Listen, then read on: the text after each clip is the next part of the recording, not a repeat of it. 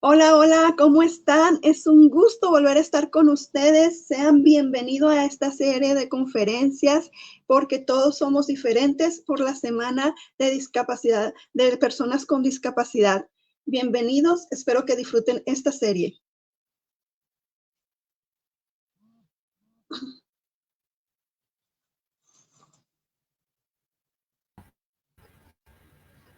Hola, buenas tardes, bienvenidos a todos.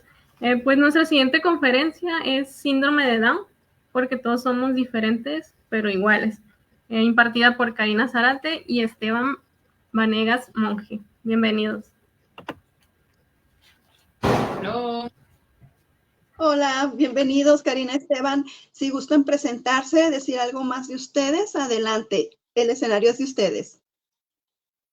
Muchas gracias a ambas. Saludos y bueno, pues aquí estamos. Yo soy Karina Zárate, mamá de Carlos Javier.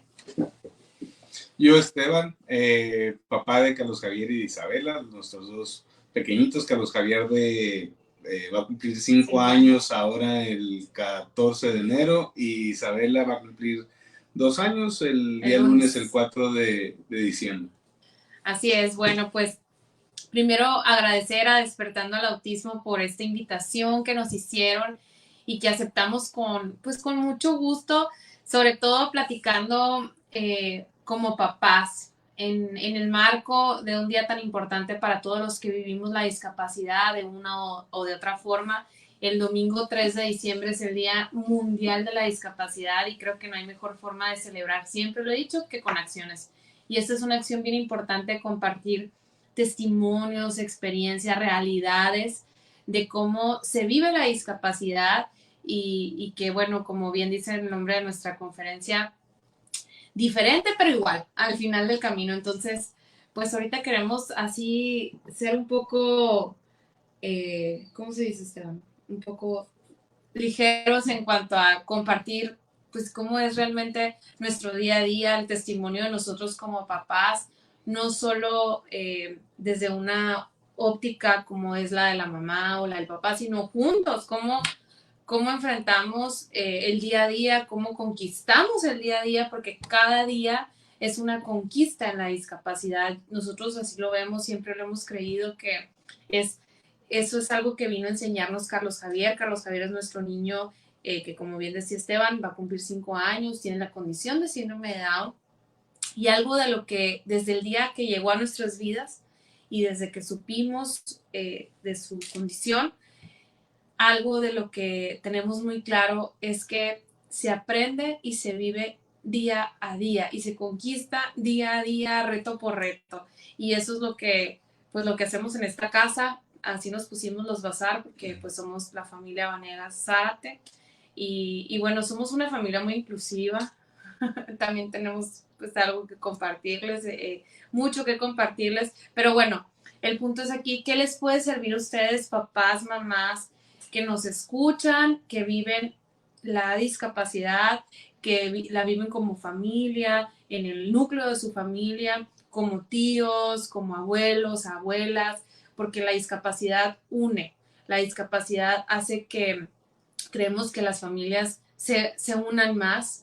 En algunos otros casos, lamentablemente, puede suceder lo contrario, pero en esos casos donde es lo positivo, donde la discapacidad une y saca lo mejor de cada quien para enfrentar, para ayudar, para contribuir a que todo ese potencial que ellas y ellos tienen, pues se magnifique. Nosotros cuando nace Carlos Javier no teníamos un diagnóstico de síndrome de Down, de trisomía 21. Al igual que el autismo es algo, bueno, en nuestro caso fue te enteras al paso del tiempo, nosotros nos enteramos al día de nacidos. Es un poco diferente en algunos casos cuando ya tienen un diagnóstico previo al parto, porque se van preparando y las fases del duelo o de superación o del entendimiento pues se dan a partir de antes de la existencia y de tener que cuidar de una persona, ¿no? De tener que llevar todas las cosas que dependen de cualquier persona recién nacida. En ese sentido, al ser también Carlos Javier nuestro primer hijo, y el primer hijo nace con una discapacidad, la verdad es que no teníamos un punto de referencia de qué era la paternidad o la maternidad sin el apellido síndrome de Down.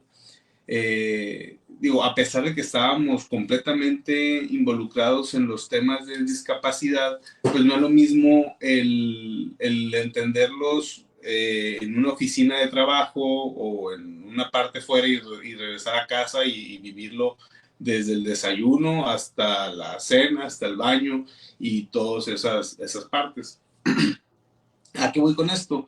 A que para nosotros, o muy en lo personal, la paternidad dentro de la discapacidad, pues no hay ninguna, y es una convicción muy personal.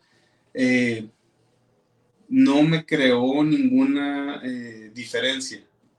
¿Qué quiero decir? O sea, no hago algo, o creo que Karina, no sé si yo creo que compartimos la idea de no hacemos cosas extraordinarias, así como nuestros hijos no son angelitos, no son bendición. Digo, claro, es una bendición, pero no por el contexto que normalmente se le da. Igual, somos padres que luchan igual que cualquier otro papá y mamá para sacar a sus hijos adelante. Nada más que obviamente a nuestros hijos les cuesta un poco más de trabajo. A un niño ordinario, regular, probablemente le tome 2 o 3 llamadas de atención el no acercarse al juego, y con eso lo entenderá, pero a nosotros nos lleva un poco más. Entonces, a lo que voy con ese es, no somos personas extraordinarias como luego la comunidad nos comienza a ver. Todos, y aquí es donde entra la parte de todos somos diferentes pero iguales. Todos los papás, todos los niños son diferentes. Y es impresionante cuando uno lo interioriza y se da cuenta de que hay niños que son más sociales, hay niños que son introvertidos, hay niños que les gustan las cuestiones materiales, otros las cuestiones físicas, y vas rompiendo los esquemas de decir, no, pues, a ver, ya me desarmaste con toda la expectativa de papá tradicional que comienza a armar malamente. Pues ahora termíname de sorprender qué son tus gustos. Y no solamente con Carlos Javier, que es nuestro hijo con síndrome de Down, también con Isabela. A ver, estoy aquí para entenderte, para saber qué es lo que te motiva, qué es lo que te gusta. Enséñame y juntos podemos ir avanzando. Lo mismo pasa con los papás. Hay padres que tienen un estilo diferente a otros. No podemos hacer un recetario, un catálogo de cómo ser papá o cómo llevar a un hijo con síndrome de Down. Todos van a ser diferentes, aunque, claro está, hay muchos temas en común, y ahí es donde llevamos el día a día. La verdad es que Carlos Javier empezó terapia desde el física, día que nació. Literal, el día que nació. Curiosamente, la persona encargada de Cuneros era la misma persona, era fisioterapeuta, y fue nuestro primer contacto con la discapacidad. Ahí fue el que nos acercó el tema y nos... Que creo que ahí está un punto importante, ¿no? Para quienes, pues como papás y mamás que reciben, abrazan la discapacidad en el punto en el que llegue, ya sea en el nacimiento del hijo o hija, en el momento que se da el diagnóstico. Es bien importante en todos los casos, pues hacer este plan y tratar de investigar, de conocer, de preguntar cuál es el complemento terapéutico que necesitan nuestras hijas e hijos.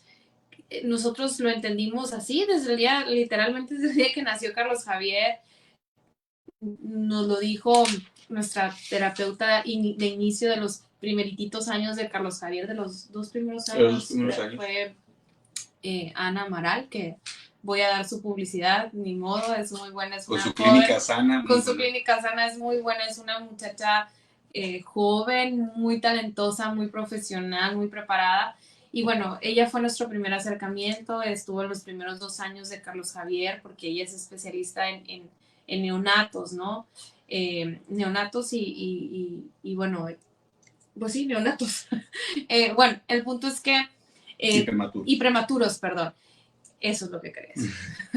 Entonces, ella empezó esta etapa y para nosotros era impresionante. Y sí, por supuesto, yo lo voy a decir como mamá, para mí era muy impresionante ver a mi chiquito, que yo le decía a Esteban que era como un pollo, porque de verdad Carlos Javier pues apenas pesó 2 kilos, prematuro.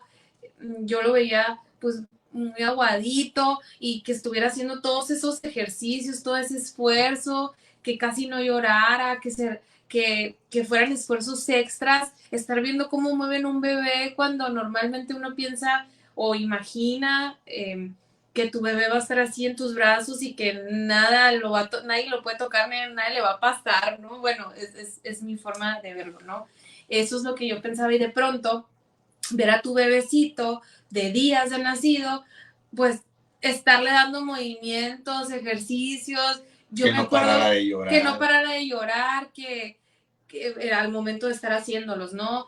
Que no era nada malo, no era porque le doliera, sino porque era un esfuerzo distinto a lo que, pues, él esperaba, pues, ¿no? A lo mejor él quería dormir, él quería descansar, pero necesitaba estar ejercitándose, necesitaba estar tomando estas herramientas de inicio en esa primera etapa de su vida, porque si algo es muy importante, y aquí es importante dejar, es a todos los papás y mamás que nos están escuchando, que tienen a sus niños y niñas, que aún no cumplen los 6 años, es momento de invertir todo el tiempo, toda su capacidad, todos los esfuerzos que sean necesarios para sus terapias, para darles todas las herramientas que podamos en estos primeros 6 años. ¿Por qué? Porque es el tiempo, como ya lo sabemos, y que no, pues te lo compartimos, es el tiempo de mayor plasticidad del cerebro de cualquier niño y niña, ¿no? De todo niño o niña, no necesariamente alguien que tiene una discapacidad, pero es el tiempo que hay que aprovechar para meter toda esa información, todos esos datos, todo ese conocimiento, todo este sentir, porque también van incluidos todos los sentimientos, todo el amor. Yo nunca voy a olvidar alguien, ya no sé ni quién nos lo dijo, Esteban, pero se me quedó muy grabado el hecho de que sí, las terapias físicas, las terapias acuáticas, bueno, todo el tipo de terapias que existan y que vayan siendo conforme a la evolución de tus hijos e hijas, a la edad que sea, pues son muy importantes. Pero la terapia más importante y fundamental toda su vida y de cualquier persona es la terapia del amor, es la terapia del cuidado, es la terapia de estar presentes, de hacer equipo. Aquí nosotros y dijimos que íbamos a compartir el cómo lo vivimos, pues no, aquí por ejemplo Esteban, y yo lo voy a decir, pero pues bueno, Esteban es muy articulado, muy organizado. Voy a poner una pequeña pausa, un acotamiento. A partir del comportamiento de Carlos Javier a los 2 años, es común que haya personas con trisomía 21 y que compartan sintomatología del espectro autista. Carlos Javier y su desarrollo neuronal no nos dejaba, o sea, había cosas que avanzaban mucho, había otras cosas en las que se detenía. Socialmente no encajaba al 100% la expresión. Bueno, había ciertos puntos que nos dejaban entender o que había la posibilidad de que tuviera un diagnóstico de autismo, pero era muy temprana la edad, no había desarrollado comunicación, perdón, lenguaje. Y yo en mi familia, un tío, un hermano de mi mamá, él fue una persona con autismo, él falleció hace poco tiempo. Entonces había muchas señales que a mí en lo particular, hasta que un día, digo, y entra un poquito entre las pláticas que a lo mejor va a tener en el futuro. Un día un amigo me ve cómo me abrocho, cómo me ato el calzado y me dice, ¿eres psicópata o qué te pasa? Y yo, ¿por qué? Pero resulta que tenía el calzado apretado de cierta manera que me decía Adrián, mi compadre, oye, es que la gente no se amarra así los tenis. Digo, pues ¿cómo se los amarran? Pues si tiene agujetas y debe de ir apretando. Entonces, ese episodio en particular y el miedo que yo tenía de que algo más pudiera tener mi hijo me orilló a ir a hacerme un examen y evaluarme. Lo primero que digo fue un poco impactante porque normalmente las evaluaciones están hechas para niños. Entonces entro bueno, no voy a hablar mucho de cómo fue mi experiencia, pero al final de cuentas hago los estudios y tengo un diagnóstico de algo que previamente se consideraba Asperger.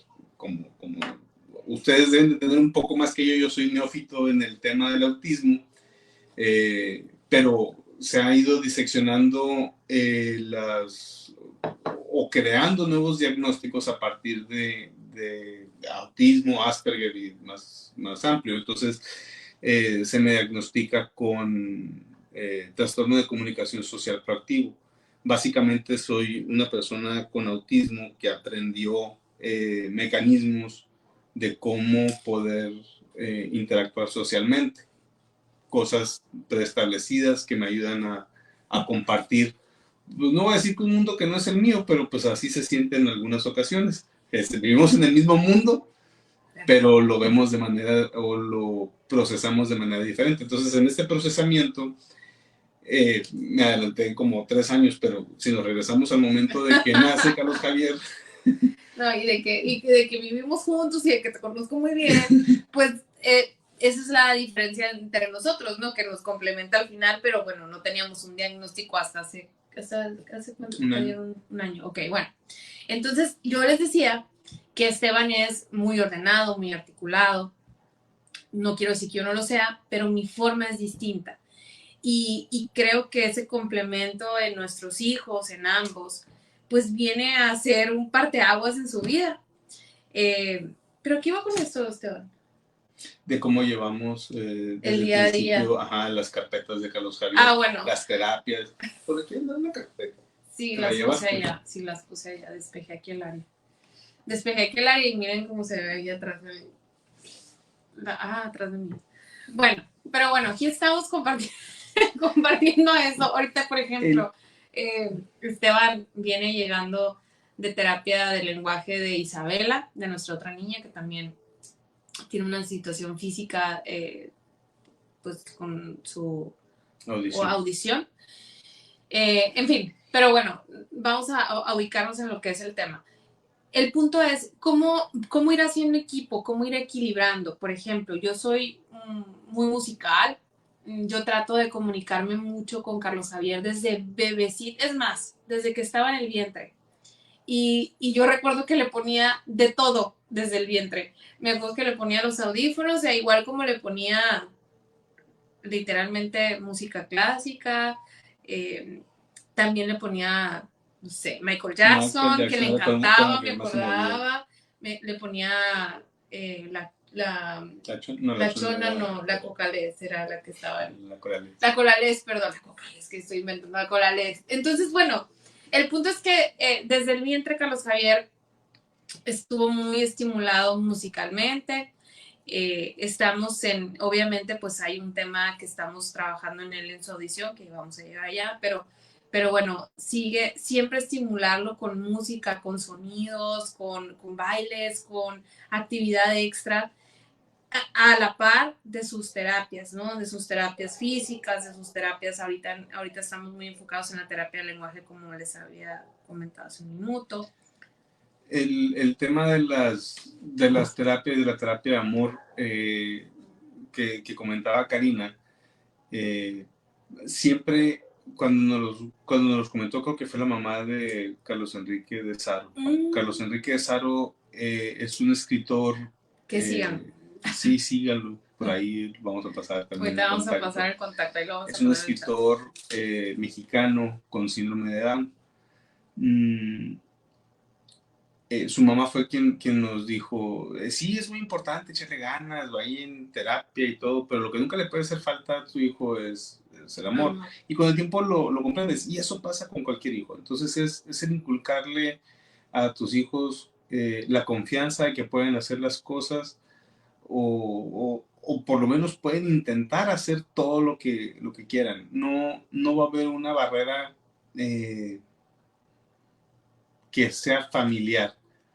O sea, podrán tener las complicaciones o las adversidades porque en el mundo en el que vivimos no está completamente adaptado para la diversidad de personas que vivimos en él. Pero eso no es una limitante, o sea, que la limitación no salga desde tu casa, que no venga el, ok, te tropezaste, te caíste, pero aquí está tu familia que te seguimos apoyando. Entonces, el siempre abrazarlo, nos decían, y es muy fácil perderse, porque como papá de un niño o de una persona ordinaria o una persona con síndrome de Down, siempre quiere uno lo mejor. Dice, no, el mejor colegio. No, cuando vienen las situaciones médicas, no, el mejor hospital. No, el mejor material quirúrgico. Sí es importante, claro.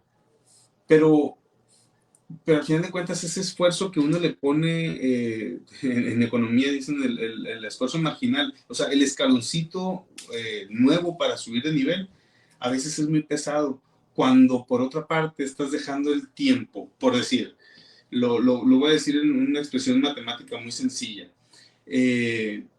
para tú conseguir el dinero que necesitas para la mejor terapia, para el mejor colegio de tu hijo, vas a invertir probablemente 2 o 3 horas extra de tu día a día para trabajar más, para tener más dinero. Esas 2 horas extras, ponlas en una balanza. Esas 2 horas extras valen la pena dejar a tu familia, que te comienzan a ver como un extraño, porque tú estás, digo, claro, es una lucha muy válida, y hay veces que se necesita hacer porque necesitas el mejor material quirúrgico. Nota, claro. Pero hay veces que vale la pena dejar un poquito aquello para involucrarse con tu hijo. ¿Quién mejor persona que tú para enseñarle a hablar o enseñarle las texturas? Con esto quiero ser bien cuidadoso, porque claro, no tengo el conocimiento, Karina no tiene el conocimiento profesional que tiene un técnico, un fisioterapeuta, una persona que rehabilita personas. Pero hay cosas bien sencillas que puedes hacer en casa que no implica que a nuestros hijos se les quede en su cabeza, estoy en terapia, estoy en clase, estoy en algo. Hay cosas que en el mismo juego, en la misma interacción, los vas involucrando. Y entonces es cuando logras completar el círculo. Claro, necesitas ese periodo del especialista de 1 hora. Claro, necesitas ir con el doctor que te lo va a cuidar, a curar, o te va a dar el medicamento específico o demás. Necesitas guía, claro. Pero la persona encargada de sacarlo adelante siempre vas a ser tú. A la hora de bañarlo, claro que es muy importante que estés en el trabajo, que estés consiguiendo las cosas, pero llegas y es el tocarlo, el que comiencen a perder la hipersensibilidad, el integrar las nuevas sensaciones, que eso fue mucho de lo que hicimos con nuestros hijos. Cuando comienzas a emular lo que hacen en terapia, dices, a ver, si en terapia le ponen plumas, le ponen granos de frijol, le ponen cosas diferentes, texturas. ¿En qué momento puedo incorporar eso en el día a día? Pues resulta que cuando cambiábamos los pañales, pues es el momento que lo tienes desnudo frente a ti. Pues en ese momento llénate de cosas, tómate 15 segundos adicionales para cambiarlo y comiénzalo a estimular. Entonces vas buscando con creatividad el cómo lograr involucrar en el día a día esas cosas de la terapia. Algo también sumamente importante, que eso nos va a pasar a todos, independientemente de la discapacidad o del diagnóstico que se tenga. Pues en el caso del síndrome de Down, pues es muy poco común que no haya cardiopatías o malformaciones que ameriten una operación. Por lo general son cuestiones intestinales, cosas del corazón, cosas de los pulmones, con el tiempo la vista. Entonces se va evolucionando. A nosotros nos tocó la primera operación de Carlos Javier a los 9 meses. Hay papás que les toca a los 3 días, hay padres que les toca a los 4 años. Que por eso es muy importante, sí, que por eso también es muy importante algo de lo que les decía, ¿no? De preguntar, de informarnos de todos los diagnósticos que se requieren, de todas las evaluaciones que se requieran para la salud de nuestros hijos, para el seguimiento de nuestros hijos e hijas. Creo que no debemos de descuidar ningún momento, ¿no? Tratar de estar enfocados en esa etapa. Algo también de lo que quería, ¿verdad? Que sí, enfocados, pero con el tiempo se les debe de olvidar el diagnóstico. No, sí, claro. No, sí, claro. Porque sí te enfocas, pero no todo es porque tienes síndrome de Down. No, sí, cierto. No, en eso tienes razón. O sea, es enfocado como lo haría cualquier papá para sacar adelante a su hijo. Nada más con pequeñas especificaciones en las que te vas metiendo un poquito más. Sí, sí, claro. No, en eso tienes razón y eso es importante, no pensar en función del diagnóstico de nuestros hijos, o sea, no pensar en función de su discapacidad, sino pensar en función del nombre de su hija o hijo. No piensen en él y en ella como el plan que harían o que hacen o que han hecho con su hija e hijo ordinario tradicional, ¿no? Igual. Pero ya se volvió a olvidar la idea, Esteban Vanegas. Perdón. ¿Qué iba a decir yo? No, ya sigue la idea. Bueno, ¿qué iba a decir? ¿Qué iba a decir? Estaba haciendo una anotación aquí y me cortaste el rollo. No, ahora sales del paso. Ahora vas tú. Dijimos que iba a ser así relajado, pero ahora sales del paso. Bueno, les comentaba la parte médica, que tarde o temprano llegan las operaciones, las intervenciones, y como familia tienen que ser un bloque muy sólido, porque nadie les va a decir cuál es la decisión correcta. Les voy a poner, la primera decisión que nosotros tomamos fue muy temprano, cuando llevamos a la primera cita a nuestro bebé al pediatra. Un pediatra nos comenta, dice, no es necesario que entren a fisioterapia. No es necesario, consumen mucha energía, necesitaría tomar mucha leche. Ok, entonces el problema no es que no vaya a terapia, el problema es que necesita comer más. Pero la visión de un doctor nunca va a ser igual a la de un padre. Ustedes como padres saben cuál es la misión que tienen. Entonces, por ejemplo, en ese momento, cuando nos dice el doctor, pues es que para que lleve terapia necesita comer más, pues ¿qué hizo Karina? Me enfoqué mucho en la lactancia, me enfoqué muchísimo en la lactancia, a pesar de que en el caso de Carlos Javier, por su misma fisionomía, no lograba hacer una succión, pues la verdad es que me extraía mucha leche, trataba de estar generando leche, de estar haciendo mucho contacto con él, de estar haciendo esfuerzos extras para que pues mi leche fuera su principal alimento y estuviera lo suficientemente fuerte para poder seguir con la terapia. algo que decía Esteban ahorita, y sí es cierto, ¿no? Escucharán muchas voces y escucharán muchas opiniones en cualquier momento o en cualquier etapa de su vida, de profesionales o no profesionales, de amigos, de amigas, leerán en internet muchas cosas, pero yo creo que al final algo que en nuestro caso ha funcionado y lo compartimos, ahorita lo dijo Esteban y lo reitero, es el tomar una decisión en equipo, el escuchar todo lo positivo, lo negativo, lo riesgoso, lo no riesgoso, y al final tomar una decisión en función de lo que nosotros creamos que es mejor para el caso de Carlos Javier. Y así hemos transitado en cada una de esas etapas. Así hemos transitado, él apenas pues va a tener 5 años. Han sido 5 años donde, pues como todos los papás y mamás que vivimos la discapacidad, sí es cierto, la parte diferente pero igual es que a veces necesitamos un poquito más de energía, necesitamos un poquito más de paciencia, necesitamos un poco más de resiliencia, necesitamos un poco más de coordinación, de comunicación. Sí, sí, sí es verdad, sí es necesario, pero eso no lo hace diferente a un esfuerzo extra que ameritan nuestros hijos e hijas. Ayer, fíjense, ya creo que esto era lo que les iba a comentar. Ayer platicaba con un papá y un abuelo que tienen un diagnóstico de su nieto, en este caso, y su hijo con una discapacidad intelectual. Y están en una etapa, yo lo pude percibir, no soy psicóloga, pero yo pude percibir cómo están en esta etapa todavía de aceptación, de integración, de reconocer que hay una atención diferente, especial que dar con su nieto, con su hijo, en condiciones a lo mejor, pues, económicas que no son las que ellos quisieran, ¿verdad?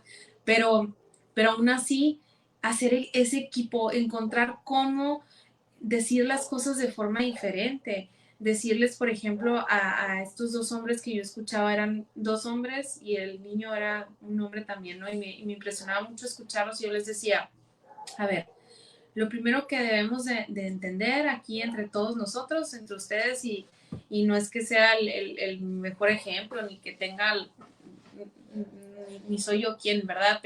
Pero sí decirles que su nieto y su hijo va a lograr el objetivo que quiera lograr, pero necesita de su apoyo, necesita de ustedes, necesita comprender que él ve, percibe, siente, respira el mundo de diferente forma a la que lo hacemos nosotros, pero eso lo hace tener una habilidad distinta que solo necesita una conducción correcta, que solo necesita entender y comprender que hay que adaptar las realidades, las decisiones para que él esté mejor y tratar de comprender el momento en el que está, en el mundo ahorita, como decía Esteban, el mundo en el que está. Pero para eso hay que conocerlo y no hay mejor forma que conocerlo que a través de sus propios ojos, a través de su propia vida, de su propia enseñanza. Nuestros hijos e hijas, los suyos, les enseñan, nos enseñan si los aprendemos a observar, si aprendemos a ver cuándo es un momento de frustración, cuándo es un momento de tristeza, de felicidad. En el caso de Carlos Javier, que no, por este momento no hay un lenguaje verbal, pues tratamos de interpretar con su lenguaje corporal, con sus expresiones, lo que él quiere sentir y transmitir, lo que le gusta, lo que no le gusta y por dónde irnos, ¿no? Y claro que es diferente, claro que es diferente, pero es igual porque se hace con el mismo amor como lo haría cualquier otro papá y cualquier otra mamá. A eso nos referimos cuando decimos que quienes vivimos la discapacidad de la forma que sea, en el caso de nosotros como papás, pues no nos hace especiales, simplemente nos hace entender a nuestros hijos con el mismo amor que lo haría cualquier otro papá y cualquier otra mamá, que así esperamos que sea, ¿verdad? Que en eso se basen las familias y las relaciones en este mundo, que eso es lo que todo el mundo deseamos, pero bueno, aquí lo que queríamos al menos dejar en esta pequeña plática, en el marco de la inclusión, es que en el marco del Día Mundial de la Discapacidad es que ni todo es color de rosa, porque pues no, al contrario, no todo es solo vivir en lo armonioso, ¿no? Sino que los retos se convierten en la parte del amor también, ¿no? Y que hay que estar listos y que hay una comunidad también que nos puede apoyar, comunidad que vive la discapacidad, con muchas familias con algún diagnóstico distinto, pero también hay mucha gente que vive y que se vuelve parte de una comunidad, ¿no? Que se suma a nuestro día a día, a nuestras vidas, nuestros amigos, nuestros familiares, nuestros vecinos, vecinas, y creo que en medida de que vayamos haciendo ese núcleo más grande para nosotros como padres de familia, pero sobre todo para nuestros hijos e hijas, pues vamos a ir encontrando una mejor armonía. Sin duda, algo de lo que nos dejó así bien marcado para futuro o como una forma de vivir es que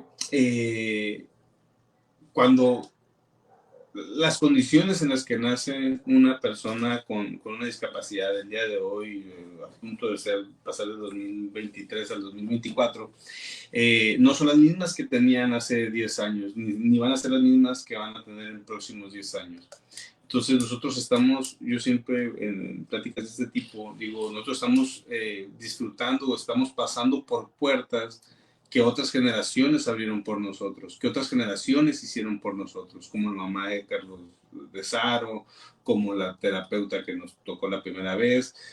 Hay personas que van abriendo puertas que no saben que lo hicieron, que ahora que llegamos nosotros, pues es conocimiento que se va quedando plasmado y se hace cultura y nosotros lo absorbemos y lo llevamos. Así, de ese mismo tamaño, la responsabilidad que tenemos, sí para nuestros hijos, pero para las generaciones que vienen.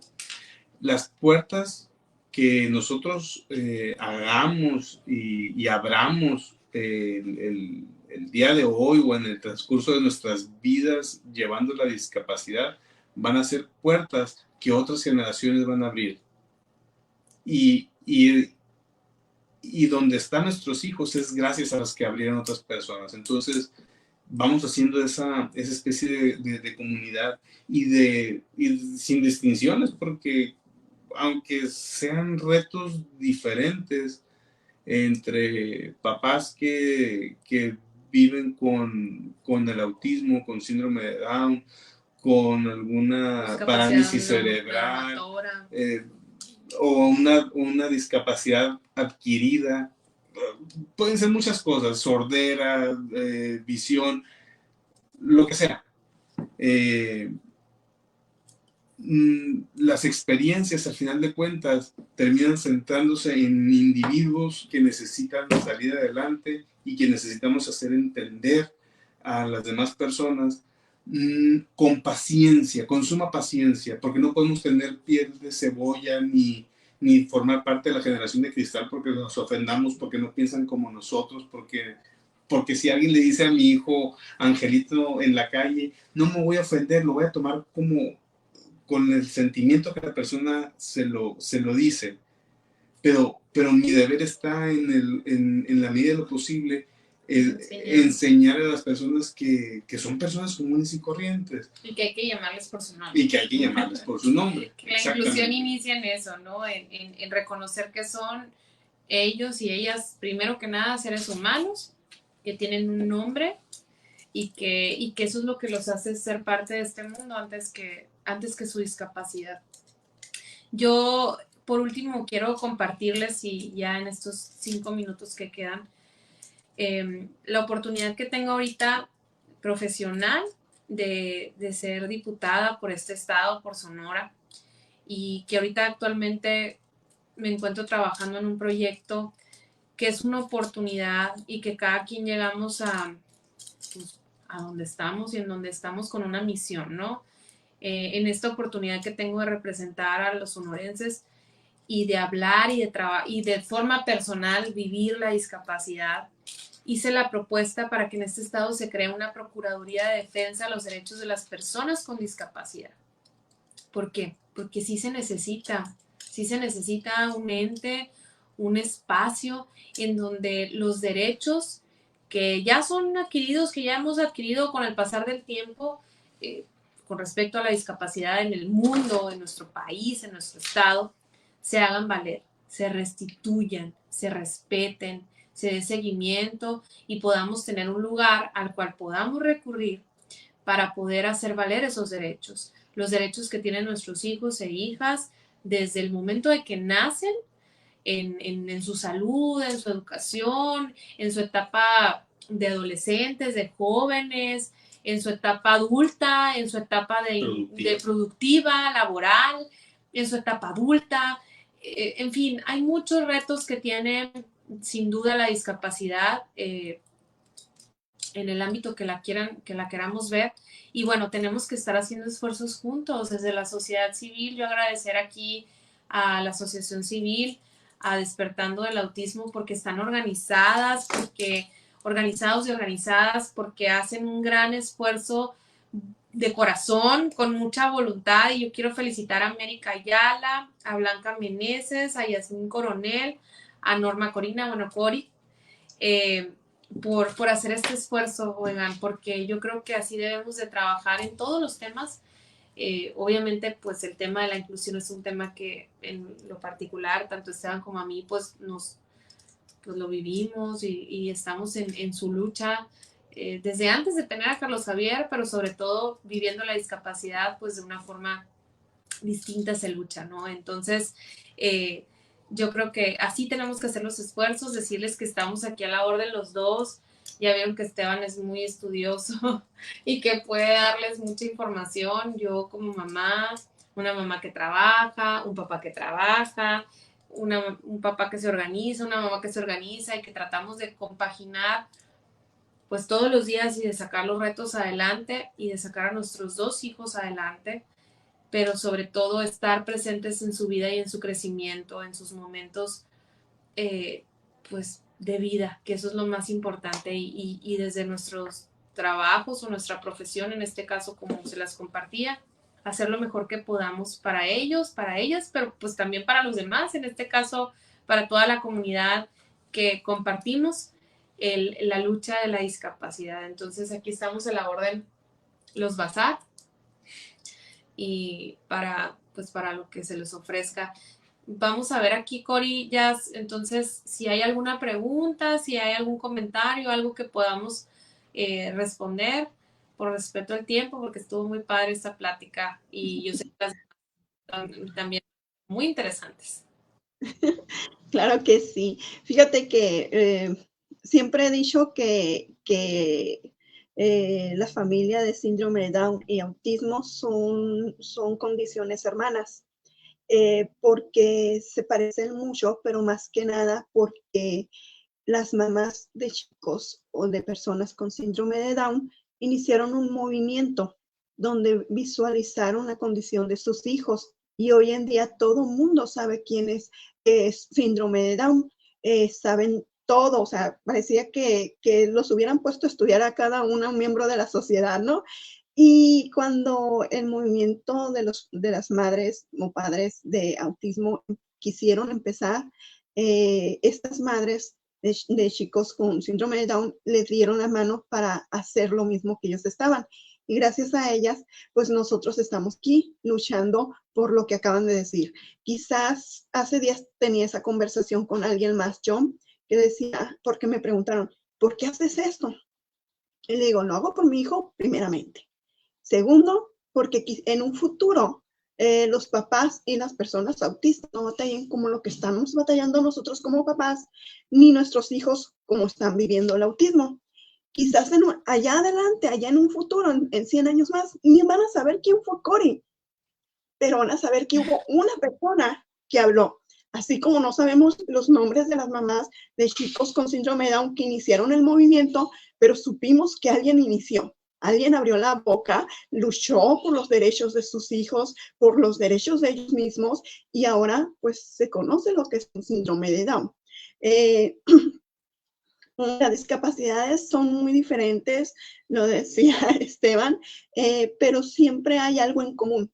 Y creo que al momento de estarlos escuchando a ustedes, nos estabas describiendo completamente, pues nos estabas describiendo cada una de las batallas, cada una de las cosas por las que pasamos, a pesar de que pues es síndrome Down y es autismo, es igual para todos. Quizás son muy diferentes las condiciones, las características, pero al final de cuentas es el mismo camino recorrido, ¿verdad? Algo que también me sorprende mucho es que describías tú cómo guiar una terapia y que sea como una terapia de amor, de juego. Es algo que nosotros empleamos mucho en la página. Siempre que subimos una actividad, tratamos que esa actividad la puedan hacer en casa con material que comúnmente tengan en casa para que no puedan gastar, y siempre ponemos en el texto, esta actividad lo pueden hacer con materiales en su casa, con cosas que tienen en su casa, y les va a servir para esto, para esto, para esto, pero sobre todo para que tengan tiempo de calidad con sus hijos, recreen momentos maravillosos con ellos y que se diviertan con ellos. Siempre nosotros hablando con eso. A mí me ha funcionado con Enrique, todas sus terapias no son obligación, son juegos, son para estar divirtiéndonos, y a mí también me ha funcionado mucho. Y es una de las cosas que más le tramitó al papá. No es obligación, no es estar así encima, sino buscar el momento para hacerlo y hacerlo divertido. Es algo precioso, parecía que estaban leyendo un librito del que todos pasamos. Si hay preguntas, aquí tenemos, tenemos un comentario de Aurora. Dice... no, América, hola, buenas noches. ¿Nos podrías comentar cómo es el ámbito escolar? ¿Cómo los ha tratado? Es la primera pregunta. Bueno, yo creo que esa fue la primera patada de realidad que nos dieron. Si no es que a todos. La verdad que cuando Carlos Javier cumplió, nace Isabela, y a los meses pensamos en la escolarización de Carlos Javier. Comenzamos a buscar escuelas Montessori, no porque tuvieran alguna predisposición para cuidar a personas con discapacidad, sino porque era algo que siempre nos había llamado mucho la atención, era una filosofía que vivíamos desde casa, la autoexploración, el autoconocimiento. Entonces, poder de decisión. El poder de decisión es algo que queríamos nosotros para empoderar a nuestros hijos. Y comenzamos a buscar y fue, la verdad fue bien difícil, y creo que esperé a Karina cuando llegara de trabajar, y con lágrimas en los ojos digo, es la primera vez que me rechazan a mi hijo en algo, le digo. O sea, yo iba encantado de la vida porque había visto las fotos de la escuela y dije, no, está ideal, no, qué padre, está cerca de la casa. Y en esa escuela me dicen, ¿sabes qué? Somos incluyentes, pero tenemos un cierto número de personas con discapacidad que pueden estar. No podemos, o sea, no somos una escuela especial, entonces no podemos tener más de ese número. Y claro, fue un argumento completamente válido para ellos. Pero para mí fue como ay, la primera vez que me dicen que no. Y digo... No, y en realidad era un no disfrazado de otra cosa, ¿no? No, hubo otros nos que ni siquiera... es bien difícil porque uno dice, sí, no debo presentar a mi hijo como una persona con síndrome de Down. Claro, pero pues también lo debes de decir porque es parte del... cuando se lo lleva a la escuela, que me digan, oye, no me habías dicho que tenías síndrome de Down. Entonces, en la explicación, en los correos que les mandaban a las diferentes escuelas, ponía todo la currícula de Carlos Javier, y al último acá abajo tiene trisomía 21. No le ponía síndrome de Down, tiene trisomía 21, para que le busques, ¿no? Batallar un poquito, búscale. Pero nos lo aceptaron, gracias a Dios, en una escuela Montessori, en la casa de los niños. Estamos encantados. Isabela está escolarizada allí. Nuestro próximo reto pues ya queda este año y otro año más de kinder. Lo vamos a dejar hasta los 6 años. Pero sí es un problema. Y bueno, no un problema, es una situación que no está bien definido, porque luego parte hay escuelas que dicen son incluyentes y digo, es un tema de debate muy, muy grande con el uso de maestros sombra. Yo en lo personal, yo no estoy de acuerdo con los maestros sombra. Yo no quiero que mi hijo se sienta diferente con una persona enfrente poniendo actividades distintas a los demás alumnos.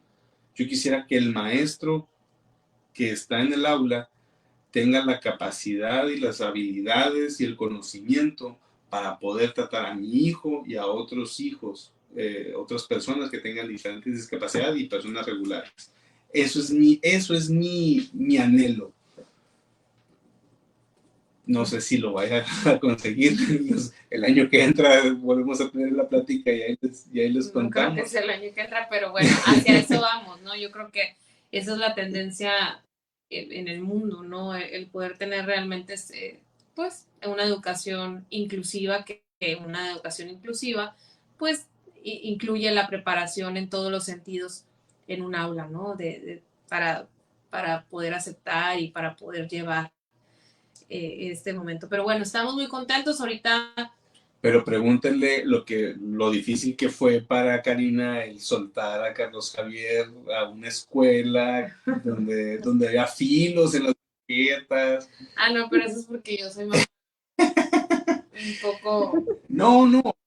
Todos los papás a nuestros hijos lo más que se pueda y en el momento... No, yo llegué a la escuela y me decía Esteban, qué risa, llegamos a la escuela y yo veía todos los peligros y Esteban veía todos los retos, ¿no? Yo veía unas escaleras y decía, esas escaleras van a ser el lugar favorito de Carlos Javier para quererse subir y bueno, en fin. Pero hasta el momento, y concluyendo un poquito con la pregunta, nos ha ido bien. Carlos Javier está escolarizado en una escuela Montessori. Ha habido muchas diferencias con él a raíz de que está escolarizado, en su integración, en su independencia, en su alimentación, sin duda. Ha sido muy bueno, ha sido un proceso importante en el desarrollo de Carlos Javier. Qué bueno, nos da mucho gusto, pero sí creo que todo el mundo batallamos eso en el sector educativo, ¿no? Igual que nosotros, pues decimos yo, ¿por qué en lugar de estar la escuela normal, que queremos mucho a las maestras, nos apoyan mucho, pero en lugar de sacar a las maestras, que ya tenemos años sacando a la maestra común, ¿por qué no todos estudian mejor? Que desaparezca la escuela normal y que sea de educación especial y que todos los maestros sean de educación especial y que en cada salón esté la maestra titular y estén 2 más maestras de educación especial apoyando a la maestra titular. Sería genial. Yo creo que en el momento que la Secretaría de Educación Pública entienda esto, realmente se van a poder llamar que las escuelas son inclusivas. Es más, la palabra inclusiva se va a desaparecer porque todas las escuelas van a recibir a todos los niños por igual, sin poner el pretexto de que no estamos preparados. Consejo para los maestros que dicen es que no estamos preparados. Prepárate, mamacita, porque vas a perder tu trabajo muy pronto. Y no porque nosotros te vayamos a correr, sino que el sistema te va a ganar. Entonces, hay que prepararnos poquitos maestros para esos, ¿no? Nada más los que no quieren, porque hay unos muy, muy buenos. Sí, de hecho, ojalá se pudiera cambiar el sistema. Nosotros también lo batallamos, lo vivimos, lo lloramos mucho, pero pues también hemos encontrado esta parte donde están las escuelas de educación especial, que hay historias de éxito, muchas. Entonces, en esa parte nos podemos relajar un poquito, pero no es posible que diga escuela inclusiva y que realmente no lo sea. Entonces, mejor no le pongan inclusiva, por favor. Aquí dice Mónica Ruiz. Mónica Ruiz dice, saludos y bendiciones, dice Mónica. A ver, tenemos otra pregunta por ahí. Laura Bailón, ¿es Bailón? Gracias, dice. Gracias. Laura. Laurita. Aurora Ra dice, felicidades y gracias por compartir su experiencia como padres especiales. Hoy no alcanzo a leer, en este caso de síndrome de Down. Ok. Muchas gracias, gracias.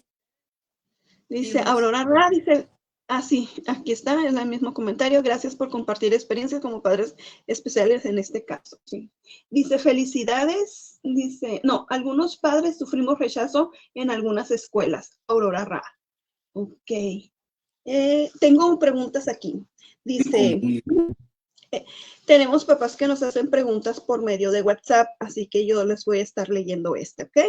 Dice, esta pregunta es para los dos, o sea, tanto Karina como Esteban nos va a tener que contestar la misma pregunta.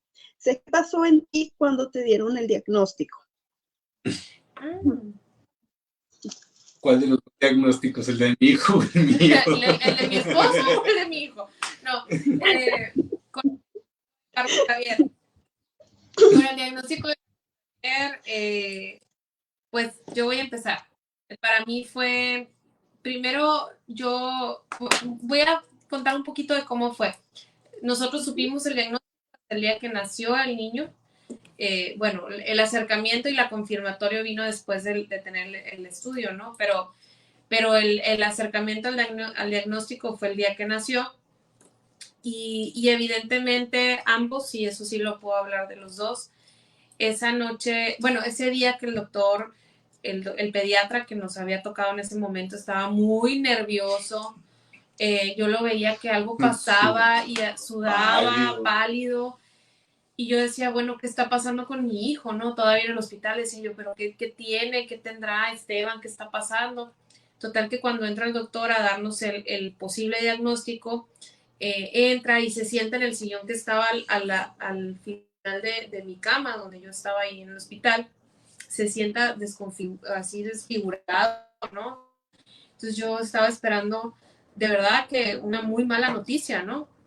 Y cuando, de verdad, cuando nos dice que pues hay un posible diagnóstico de síndrome de Down, la verdad que los dos nos volteamos a ver y le dijimos casi que al doctor, es eso es lo que lo tenía así, ¿no? Porque yo de verdad me imaginaba algo malo, ¿no? Algo en su salud que en verdad tuviera riesgo, no sé, ¿no?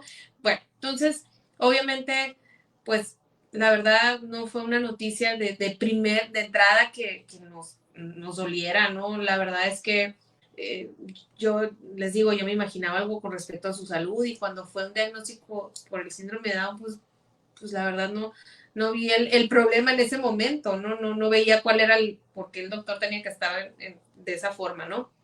Pero esa noche, en efecto, sí, pues esa noche fue la única noche, y lo debemos de confesar los dos, fue la única noche que ambos lloramos por el síndrome de Down, por el diagnóstico, por el posible diagnóstico del síndrome de Down. ¿Por qué? Porque fue la noche que no dormimos ninguno de los dos, bombardeándonos de preguntas, no buscamos nada en internet, nos acotamos a lo que sabíamos ambos. Y bueno, esa noche fue la única que lloramos. Del día siguiente en adelante empezamos a trabajar ambos en lo que venía, cómo íbamos a abrazar la discapacidad. Yo sí debo de confesar que para mí hubo una etapa de mucho miedo, unos días posterior al nacimiento del niño, donde yo no podía dejar de pensar, como sé que a muchas y a muchos papás les pasa y sé que lo compartimos, yo no podía dejar de pensar en el futuro. No podía ver a mi hijo recién nacido porque estaba pensando en cuánto tiempo le iba a durar con vida yo, en qué iba a hacer más adelante, en cómo tenía que pues estar sana, en cómo tenía que ayudarlo, en cómo iba a afrontar cada etapa de su vida. La verdad es que yo estaba invadida de un miedo a futuro. El miedo del futuro era, ¿no? Miedo de pensar en esas etapas que todavía ni siquiera llegan y que todavía ni siquiera llegaban en ese momento.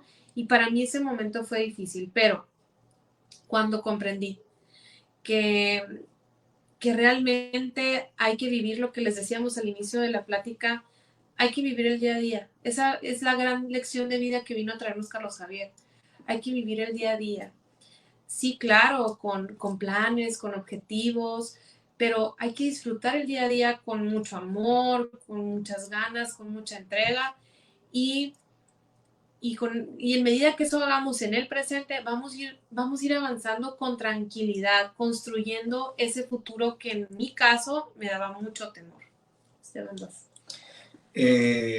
Digo, evidentemente cuando ves la cara del doctor y que no le pueden salir las palabras para decir síndrome de Down, o sea, no lo podía articular el doctor, y le daba tantas vueltas que decíamos, bueno, o sea, a mí me preocupaba algo.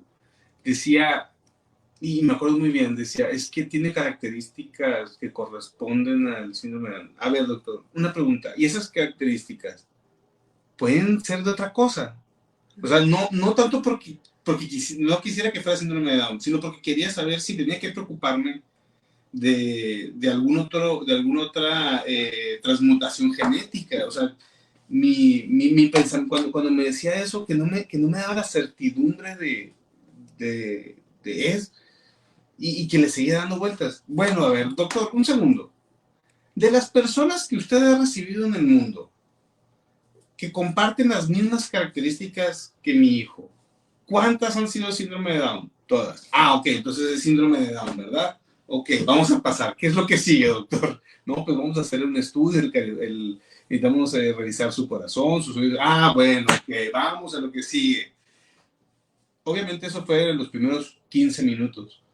A los siguientes 45, pues comienza a sacar uno cuentas, ¿no?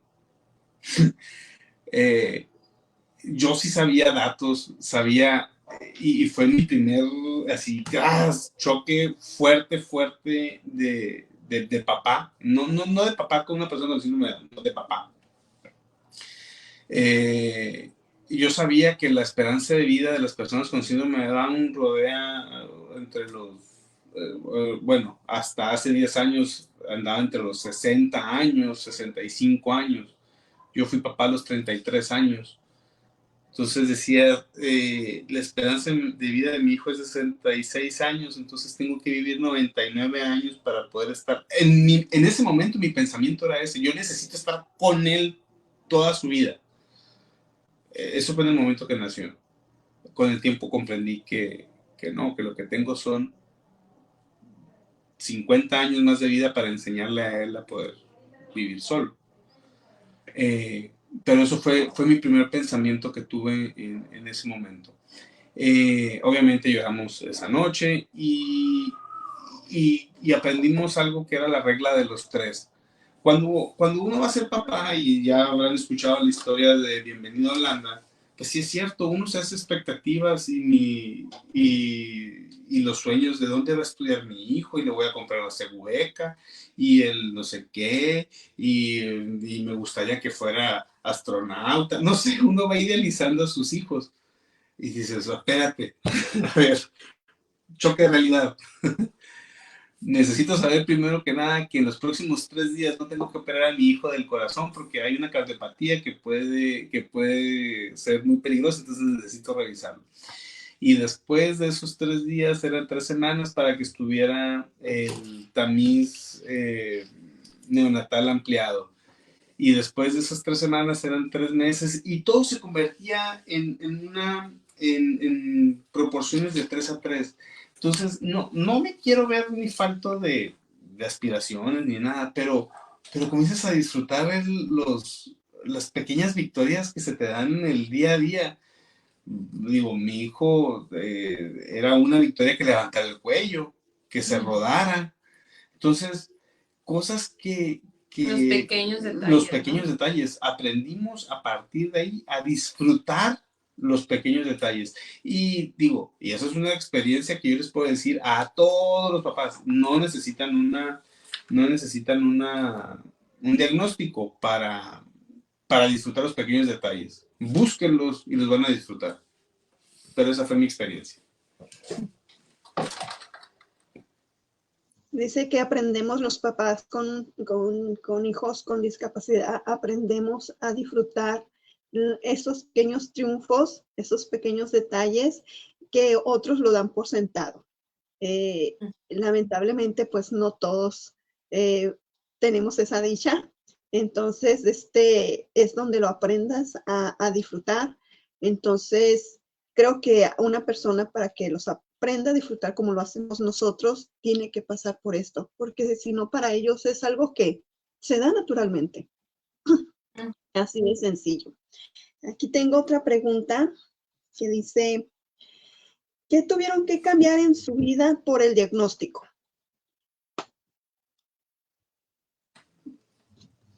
¿Qué tuvimos que cambiar en nuestra vida? Digo, cambió todo porque no éramos papás, ¿no? Entonces... Claro. Bueno, ustedes sí recibieron, creo, el diagnóstico pues un día después, pero muchos de los papás, pues, como dice Esteban, idealizan toda la escuela, el kinder, la primaria, la secundaria, la carrera, el deporte, el arte que le va a gustar, y reciben los diagnósticos más adelante, y creo que a eso se refiere la pregunta, ¿qué cambió en su vida después de un diagnóstico? Híjole, es que ¿Qué cambió? es muy difícil poder identificar el cambio entre, porque fue al mismo tiempo, pero... Sí, porque fue al mismo tiempo a su llegada, porque pues no. Pero a lo mejor sí, eso que decía Esteban, pues no, la visión que teníamos y ¿qué cambió? Pero en nuestro día a día. Bueno sí. por decir algo, creo que algo que es muy diferente es por ejemplo, el tema de las terapias. Uno no está acostumbrado a que un niño ahorita lo decía Karina, bebé recién nacido. Un bebé recién nacido tú lo quieres tener aquí. Ella no lo tenía aquí. O sea, y eso creo que para ella debe haber sido sumamente difícil. Sí, a lo mejor, pues no sé qué cambió. El ritmo, los roles de nosotros mismos, ¿no? Yo hubo un momento en el que, la verdad, lo confieso, yo quería dejar mi trabajo, pero mi trabajo que ha sido, pues, aún me considero joven, pero siempre ha sido en el servir público. Y yo entiendo también que el servir público se impregna de las historias que cada quien tenemos como servidores, ¿no? Como representantes de otras y otros. Entonces, yo entiendo que si soy una mujer muy creyente, que si Dios y la Virgen como madre, pues pusieron este reto en mi vida, esta forma de vivirla, es porque tiene que estar en función y en servir de otras personas, no de mi propia experiencia, sino cómo sirve a otras y a otros. Entonces, yo en algún momento sí pensé, evidentemente, en dedicarme a mi hijo y luego a mi hija y luego a los dos y a lo mejor poder hacer otro tipo de trabajo que no implica tanto tiempo estar ausente. Pero bueno, sé que así como lo decías, Cori, yo no te van a decir, Karina hizo tal cosa, no. Yo veo en lo que pueda lograr, avanzar, hacer, impactar y que al pasar del tiempo sea resultado para que la vida sea mejor, más fácil, más llevadera para otras familias, para otras mamás en otro momento. Yo creo que algo que sí cambió es en el entorno familiar, ¿no? La unión. La unión, la cohesión. Y la cohesión, pero no solamente de estar pendiente de qué es lo que está pasando. No, es como un equipo. O sea, te terminas convirtiendo en un coreback, en un director técnico que les va diciendo a los abuelos, oye, espérate, a ver, sí, tienes que hacer las cosas así, pero ayúdame, ¿qué tal si lo hacemos así, así asado? A ver, tías, tíos, muevan los pies todo el tiempo. ¿Estás viendo la televisión? Sí, ya, pues muevan el pie así, nomás para que estés tirándose. Sí, o sea, sí, cambia eso sí cambia mucho. Cambia toda la dinámica. Y creo que hasta comienzan a ser un poquito más condescendiente la familia con las decisiones de uno. Normalmente en una familia creo que los abuelos hacen lo que quieren con los nietos. Cuando hay una discapacidad, creo que todo el mundo como que es, ok, pues, quiero hacer esto, pero dime qué hago. Sí. Entonces, creo que eso sí. Oye, Cori, aprovechando lo que está diciendo Esteban, yo creo que esa fue una muy buena plática, no sé si ya la han tenido, lo ignoro pues, pero como las abuelas y los abuelos, ¿no? Cómo viven, porque están pues en otra etapa diferente, y si es cierto, pues cómo tienen que enfrentar estas técnicas o estos consejos, o aguantar muchas veces, o llevar técnicas o formas que ayudan a nuestros hijos con autismo, con síndrome de Down, con alguna discapacidad, ¿no? Como aguantar a sus hijos, o sea, que anden de mal humor, porque la neta, hay veces que pierdes la paciencia, hay veces que no eres tolerante, y te va a hablar tu mamá o tu abuela, pues le contestas, ¿verdad? Digo, esas cositas. Sí, o que tu mamá te pregunta, yo le comparto eso, que te pregunta en un momento de frustración de tu hijo, de tu hija, que pues, a todos nos ha pasado, y que pues no te lo comunica, porque no hay forma de que te lo comunique, o realmente, y te preguntan insistentemente qué tiene, qué le pasa, qué tiene, qué le pasa, qué tiene. Síndrome de Down. Pues síndrome de Down, no sé, no te puedo contestar qué le pasa. Yo también estoy en ese proceso de qué está pasando, pero a resolverlo, ¿no? Entonces creo que eso pasa a todas y a todos, ¿no? El momento de una etapa de crisis donde no sé, a mí me pasa mucho, Carlos Javier conmigo es un poco más rebelde que lo que es con su papá, y por ejemplo cuando a mí me toca llevarlo al súper, anda a decir, quién sabe que le toca haberme visto, que sabe que soy diputada, he dicho, esta diputada loca que corre por todo el súper, pues sí, no me importa, pero así tengo que correr a Carlos Javier por todo el súper, así nos pasa, ¿no? Pero bueno, es parte de, pues, ¿no? Así es, así es. Fíjate que en el grupo tenemos a varias abuelas que lo dan todo, la verdad, por sus nietos. Es admirable, la verdad, la entrega que tienen. Nos hemos topado con esas abuelitas que lo dejan todo por sus nietos con discapacidad y aprenden día con día, están al pendiente de todos, y aunque parece que no, son parte importante de nuestros hijos también. Así es. Tengo otra pregunta, precisamente relacionado con Dice, ¿encontraron, qué tanto tiempo tardaron en encontrar apoyo para ustedes? Supongo yo que se refieren al apoyo, el apoyo emocional, la red de apoyo que uno va haciendo, que dices tú, con conocidos, amigos, familia. ¿Batallaron en encontrar ese apoyo o ese grupo de papás que los entendían, que los abrazaron, o no lo encontraron? No batallamos, gracias a Dios. De verdad llegaron a nuestras vidas personas que ni siquiera conocíamos. Es impresionante. Están oyendo a los abuelos, traen un escándalo. Bueno, fue impresionante. Llegaron a nuestras vidas personas que ni siquiera conocíamos y que se los agradecemos mucho. Muchos que ni siquiera sabemos su nombre y que llegaron y nos dieron algún consejo, alguna guía, que eso se agradece mucho porque se vuelve una red de apoyo natural. Con conocimiento, que creo que te da en ese momento de oscuridad, porque no encuentras por dónde irte y qué hacer y qué es mejor para tu hijo o tu hija en el momento que tienen el diagnóstico, ¿no? Porque aquí yo creo que hay papás y mamás que le han dado un diagnóstico en una etapa de su hijo, no precisamente al nacer, sino en alguna etapa de su vida, ¿no? Como niño, como adolescente, o tal vez como joven, o tal vez como adulto. Pero en ese momento hay que rodearte, dejarte rodear, dejarte abrazar por otras personas que te pueden dar apoyo y que te pueden dar guía. Pero no, gracias a Dios no batallamos. Luego, y creo que siempre conoces a una persona, ¿no? Que dices, creo que mi tía tenía un conocido.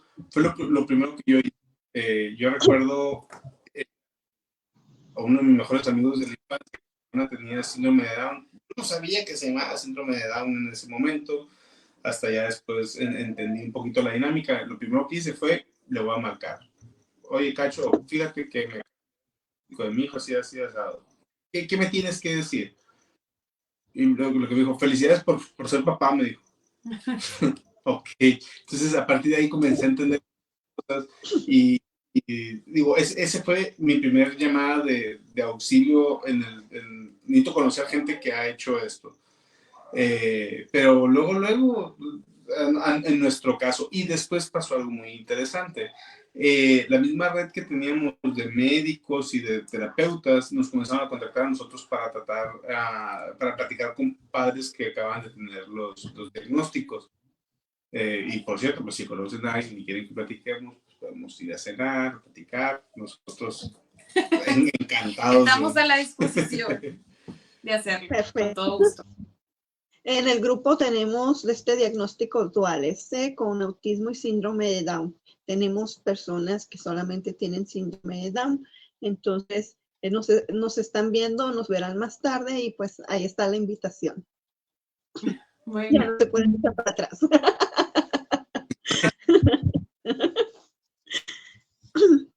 A ver, tengo otra pregunta aquí. Dice, si ven hacia atrás, ¿qué cambiarían? Nada. Muchos nos preguntan, y creo que esa es una, si hubieran querido enterar, si hubieran querido enterar antes del parto o no. Pues digo, ya lo vivimos enterándonos en el mero día. ¿Quién sabe cómo hubiéramos transitado en un embarazo con la noticia? Porque creo que el hecho de que nos dieran la noticia e inmediatamente después tuvieras que cambiar los pañales y darle leche y eso, pues hacía como que te enfocaras en la persona porque ya la estás viendo. O sea, nuestro direccionamiento hacia la discapacidad en la persona fue muy rápido por eso. Pero si hubiéramos sabido antes, quién sabe, yo creo que, digo, no sé. A mí sí me gustaría agregar, no es precisamente qué cambiarían, no, yo creo que no cambiaría nada, no le tengo ningún reclamo a la vida de ninguna forma, pero sí me gustaría que hubiera más guía. Yo creo que no solamente por nosotros, pues, pero yo creo que todos necesitamos guía, sobre todo en el tema de salud de nuestros hijos, para saber qué momentos son importantes, qué estudios son importantes, en qué momento es importante hacerlo. A lo mejor esa guía sí, porque eso determina en muchos casos, y lo sabemos desgraciadamente, la vida de nuestros hijos, la vida de niños como los nuestros, la vida de calidad, su independencia, sí lo determina, ¿eh? Yo creo que eso sí es importante, tener guías para poder abordar con el conocimiento que hay hasta el momento, con la investigación que hay hasta el momento, con los casos que hay hasta el momento. Yo creo que eso sí es algo que pedimos todos y que pediríamos todos, tener guías para llevarlo de la mejor forma, ¿no? Sí, es que es impresionante el hecho de que incluso en las mismas, en el hospital, no hay un folleto, no hay nada, no hay información. O sea, digo, en el caso muy síndrome de Down, pues es una condición que desde el nacimiento lo puedes saber. Entonces, sí, creo que esa parte de la información. Y sabes que, bueno, yo sí me podría arrepentir digo, ya a partir de los 5 años de la como papá a veces uno es duro. Y no que me arrepiento, duro a veces, que cuando tu vida está en riesgo, tengo que ser. No me arrepiento de serlo, pero es un sentimiento constante que yo tengo que me cuesta mucho lidiar con él. O sea, me cuesta mucho lidiar, pero creo que eso es con cualquier papá, ¿no? Digo, cualquier papá que a veces tienes que guiar por la misma integridad física de nuestros hijos. Ese es el sentimiento. Sí, por ejemplo, el caso de Carlos Javier, que pasa también con muchos niños y niñas o jóvenes con autismo, que quieren salir de la casa, que quieren salir de los lugares y que corren peligro, y que tienes que enseñarles y adaptar los lugares para que ellos no salgan de los lugares porque pueden correr un riesgo, porque pueden, pues, salir. Sí, su integridad física está en peligro. Hay muchos, pues, pero bueno, es parte de la enseñanza de ser papás con o sin discapacidad. Así es. Así es, creo que si un papá o algo le hacen esta misma pregunta, ¿qué cambiarían? Yo creo que sería eso, tener esa guía, tener ese apoyo de cómo seguir, pasos a seguir. Creo que si un papá ve los resultados que ha hecho con sus hijos, que es lo que han hecho sus hijos propios por salir adelante, creo que lo único que vería atrás y diría, lo único que cambio es lo que no sabía y haberlo sabido. Creo que todos coincidimos en eso, ¿verdad? Entonces, creo que son todas las preguntas que tengo. No sé, Jazz, ¿no hay otra pregunta por ahí en la página de Facebook? ¿No? Creo que no. Ok. Serían todas las preguntas que tenemos. No sé si quieran ustedes agregar algo. No, al contrario, agradecerles, nos hemos llevado gran parte del tiempo y estamos muy contentos. Aquí podemos seguir porque ya vieron que los dos somos muy buenos para platicar y más en algo que nos apasiona, que son nuestros hijos. Claro.